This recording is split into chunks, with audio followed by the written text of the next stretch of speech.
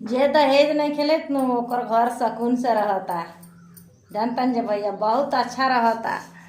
आ लड़किया पतोहिया न तन डरो मानता ऐसे सास ससुर के कि चलो हमार बाप माई दहेज नहीं के दिले तो सास ससुर के सेवा करे, सास ससुर के कहल करे, बात माने, गार्जियन के बात माने।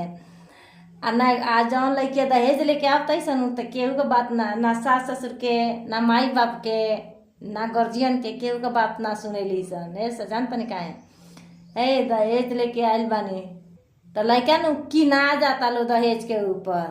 तो हम ये दहेज वाला लेवे वाला के लोग ये हम कहे क्या रे कि ओकरा के इतने ल कि तनी ओकरा बुझाव ना, तनी तनी मनी ल कि ओकरा खेत बाड़ी बेचे के नौबत ना आवे।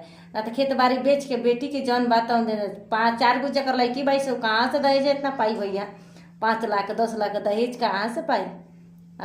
अरे ओकरो पास समस्या बा। कब जे बेटी पैदा कर दिले बा उ करम बा, आ जे बेटा पैदा कैले बा उ अमीर बा। अरे साथे साथे तो वो कंगाल हो जाता।